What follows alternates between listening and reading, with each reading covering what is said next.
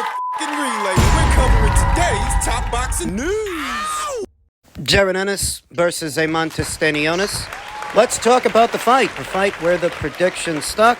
I anticipated that Jaron Ennis would win, and not just win, but win by way of knockout. Let's talk about why. A fight that was widely interpreted as Jaron Ennis' big step-up fight, a real acid test, an unbeaten up-and-comer, an unbeaten champion like himself. Based on how the fight played out, the Chukadzian fights were more acid tests than this fight turned out to be, that he was more tested by Karen than he was by Aistanionis. Why? Well, any fighter that's looking to get mid-range to inside on Jaron Ennis to let punches go is going to be faced with a problem. Even if they're very good at that range, getting there will be the test. Getting there will be the trial. As Jaron Ennis, as far as welterweights go, has very good height, very good length, very good power, and he knows how to make himself a moving target. So before you can even get mid-range to inside to let punches go and hopefully land some of them, you're going to come under heavy fire. Stanionis did. It's important to note that this was tantamount to a clean sweep for Jaron Ennis. The fight only lasted 6 rounds,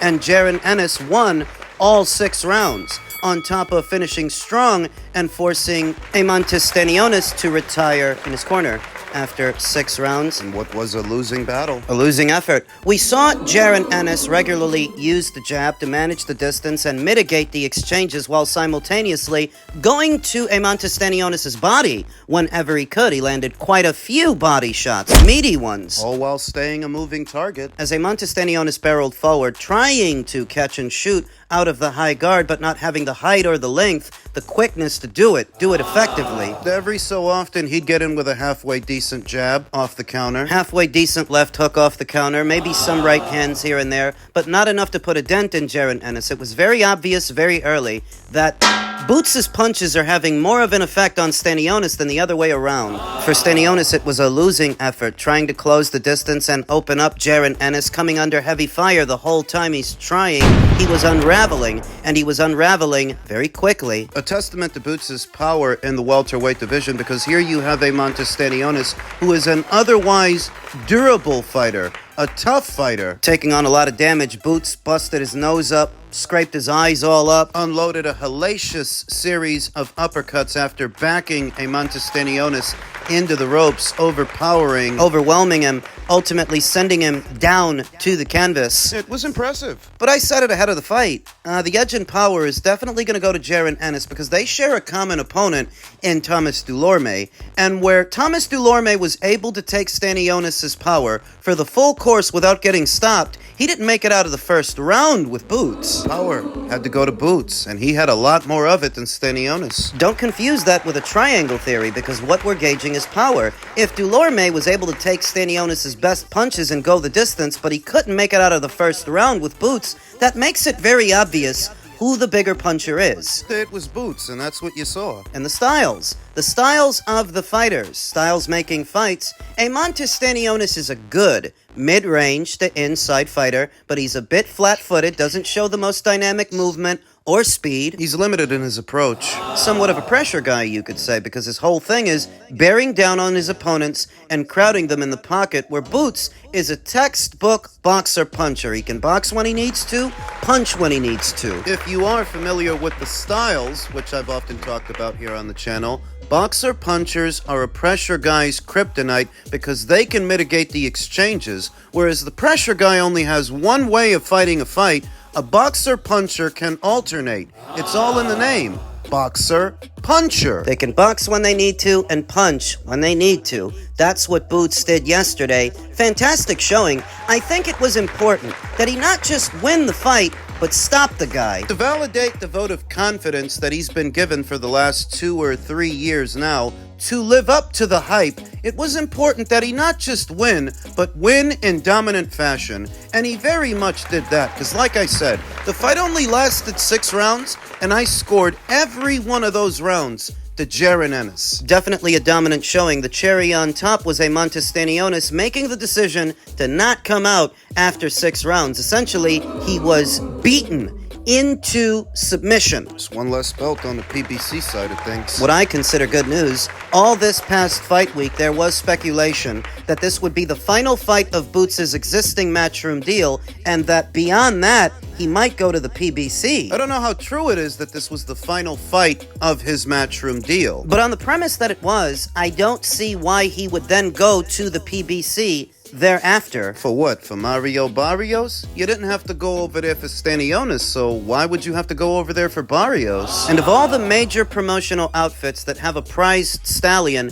in the welterweight division, the only one that sent out any offers to do any unification matches was Matchroom. They're the only ones invested in seeing that happen, so on the heels of this, I don't see why he would go somewhere else. These guys, with all due respect to Brian Norman, he just boxed for about $150,000 on an undercard of Michaela Meyer against Andy Ryan at the Fontainebleau in Las Vegas. If we go back to the Wells Fargo now to unify again, he will fill the whole place, 18, 19,000, unquestionably. So there's money in the pot, but you've got to show ambition as well. Brian Norman, for me, I spoke to Bob Arum during the week. He made it clear to me they want to try and make that fight. There's probably close to 10 times the biggest payday of Brian Norman's career to fight Boots Ennis. If you don't want to get in the ring, you might as well retire from the sport, because what's it all about? That kind of payday to fight the very best in the sport and prove yourself as a pound-for-pound great. So stop with Twitter, stop with Instagram, grow a set of balls. Any response? Who shot him? Brian Norman's father. When did he say that? Yo, Brian Norman not good. They just building themselves up off of Boots, man. You know what happened when he came to the gym? You know what I mean? So we didn't worry about it. They ain't gonna do nothing but talk. All they doing is talk. Social media, they on a social media tour right now. They talking, they trying to build their name up off of me. They've been doing it. That's what they've been doing. They're not really about it. If any of y'all in here made 100,000 y'all last fight, and y'all got offered $2 million to fight me, what y'all doing? What y'all doing? I'll take the. You're not gonna fight me, right? I'll fight you now. Exactly. Yeah, that's closed in the story right there. Closed case. Attention now turns to the potentiality of a Brian Norman fight on the heels of this one. I think that's a fight that most people want to see more than, say, a Mario Barrios fight, and certainly more than a Shakram Gayasov fight. Shakram Gayasov, who fought on the undercard, scored a stoppage, and secured his position as Jaron Ennis' mandatory challenger. Remember, now that he has the WBA title and he's WBA champion, Shakram Gayasov becomes his problem. I'm not against that fight. I happen to think that's a credible opponent for Boots. If he's not able to get a unification match in his very next fight, I don't mind the Gayasov fight, but I think the more casual audience would prefer that he fight Brian Norman next. Brian more than Mario. Mario Barrios, the WBC champion, he's got a title, the same as Brian Norman, but there's no bad blood between Boots and Mario. There's no backstory between Boots and Barrios, where there is more backstory between Boots and Brian. And I agree with Boots. For a fighter who's fighting on the very low end of six figures, for just a few $100,000 at a time, turning down $1.7 million. Come on. And we saw in the build-up of this past weekend's fight that Brian Norman Sr. has been doing the rounds on the podcasts and taking to social media to say this and that about Boots after you guys are the ones who turned him down. You want to fight him so bad you could have fought him last year, but you're looking for retirement money. How is boxing Derek Cuevas on Michaela Mayer's undercard a better alternative to the $1.7 million they were offered last year? They drove a hard bargain then. I think they may try to drive an even harder bargain now. Drive too hard, you're gonna slam into a wall. Because from the time they turned down all that money last year to box with Boots till now, who stepped up? Who else came in and offered you the $2 million that you were looking for? The only thing that happened since then was you ended up fighting on an undercard for peanuts on the dollar while Boots ended up unifying with somebody else. And that could happen again, that if you drive too hard a bargain, who knows? Maybe Boots fights Mario instead, or maybe he takes care of Shakram Gayasov. And the other thing about him is that was a great press conference where he talked about Brian Norman and people like that, right? All people care about is money. And you're talking about to a geezer who fucking loves money, right? But I also love the glory I love the passion. The whole point in sport is proving you're the best. And it's really tiring when you've got people that are getting offered like, I don't know, 8, 10 times more than they've ever made to prove themselves against in a great fight. And it's like, you just want to continuously price yourself out. And, you know, I know some people will moan at me saying things like that, but that is the reality of boxing. Like Stanionis, tonight, Boots, when you say gave him some of his purse, he took less money so we could overpay Stanionis, right? And I don't like saying overpaying fighters because it's a tough old job, but Stanionis made a fortune tonight. And, you know, Tom Brown said in the press, we've wanted this fight for years. Well, no one's ever fucking mentioned it. And by the way, even after the Chidazian fight, no one mentioned it. We contact them. Mm-hmm. And we'll pay Norman the same money as Stanionis, which is a fortune. But Boots ain't taking less anymore. We've got to give him more money because he deserves to get paid. And he's making a lot of money as well. But there's got to be an element of just wanting to fight the best and wanting to prove yourself. Some fighters don't have the luxury of fighting for the glory because they don't have the ability. And I think that adequately describes Brian Norman in this situation. That if all he cares about is money... It's not like he has much of a choice. I've long maintained that Brian Norman's team are acting out of fear and not liking their chances against Boots. The reason they're asking for so much is because they know they're going to lose. They know there's a high probability they go into that fight and they don't walk out with a belt. So they at least want to be compensated for their troubles. That's their entire approach. But where it becomes frustrating is these guys are not being realistic. You don't fight Jaron Ennis. You continue to drive a hard bargain. They will target somebody else, and it could get to a point to where Jaron Ennis can't make welterweight anymore. He has to move up, and there goes the gravy train. There goes your biggest payday. That unfinished business stays unfinished, which is hardly a win for Team Norman, because from the time you rejected that money to fight Boots, who else offered you anything? Did Mario? Did Stanionis? Did anybody cough up the $2 million you were looking for? Because if they didn't... Then all you did was waste your own time. That's the only thing that came out of it. Wasted a bunch of time for a fight that you could have had last year. The Normans are operating out of fear. Fear of certain defeat, which has given rise to the notion that maybe Boots shouldn't even shoot for Undisputed at this weight. The guys that is scared and this beatable, then what's the point? I saw a Twitter user that goes by the name Oscar Flores say, it's an easy Undisputed run at 147 right now. Might as well do it. Shoot, Crawford did it at a weak-ass 140 division, and it didn't take nothing away from him other than it looking pretty on paper. I've no problem with Jaron Ennis's Undisputed run at 147, even if it's not the strongest run I've ever seen. It's still a necessary evil. You still have to fight the fights. You don't get credit for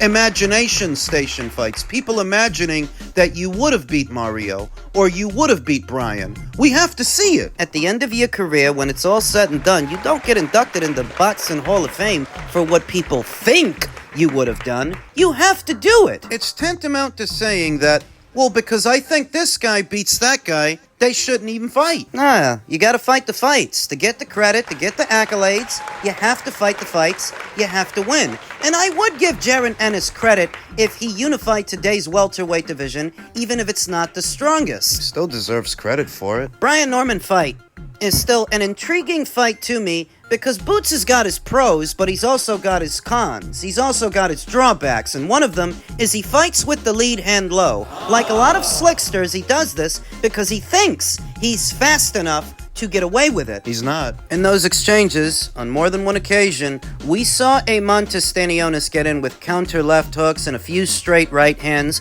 We saw that the punches are making contact, so where you think you're slick enough to fight with the lead hand low... Not if you're getting hit. Because you can take the hit. Doesn't change that you are getting hit and the other guy is making contact. So maybe you shouldn't do that. How that pertains to a Brian Norman fight is I happen to think Brian Norman is a stronger puncher than Stanionis. So if he gets in with a hook, if he gets in with a backhand, he may land with more authority. For me and my money, The Brian Norman fight, because of Brian's stopping power, and he does have stopping power, because of that, it's a more intriguing fight than a Stanionis fight. It has a smidge more potential to be competitive because Boots' defense is leaky, though I still would pick him to win the fight based on the styles. Styles make fights. And Brian Norman is not that dissimilar stylistically to a Stanionis. He's another mid-range to inside fighter that wants to crowd a guy and throw bent arm punches in the pocket. That's his whole thing. He's another one who's going to fight a fight like Roman Villa tried to fight, like Stanionis tried to fight. He's another one who's going to try to do that, and he's going to come under heavy fire trying to. And so the question for Brian Norman is, can he get in with something meaty and something meaningful, or is he going to end up like those guys? I think he ends up like those guys. But that's the intrigue, because Boots can be touched. We've seen it more than once. You don't want to lose sight of that based on how the fight ended. So often the casual observer only remembers the finish and not what happened leading up to it. I don't think Boots loses to any of these welterweights, or the little guys that are moving up, like Teofimo and Ryan and Devin, those guys. No, you don't lose to them either. The greatest challenges for Jaron Ennis right now are in the junior middleweight division, where he won't be the biggest guy in the ring and perhaps not the biggest puncher. Imagining fights like a Madrimov fight and all of his movement, which we all know is Boots' Achilles heel, a guy with fancy feet. The size and persistence of a Sergei Bohachuk, we know that stylistically Boots has the edge over pressure guys, but what if the pressure guy is bigger than he's used to, longer than he's used to, more durable than he's used to? All people ever talk about are the styles with no regard for physicality, that there is a physical component. You know, Virgil Ortiz, he's a pressure guy too. He's up there. If he were to theoretically get in with a counter hook, like a Stanionis got in with a counter hook, some counter hooks,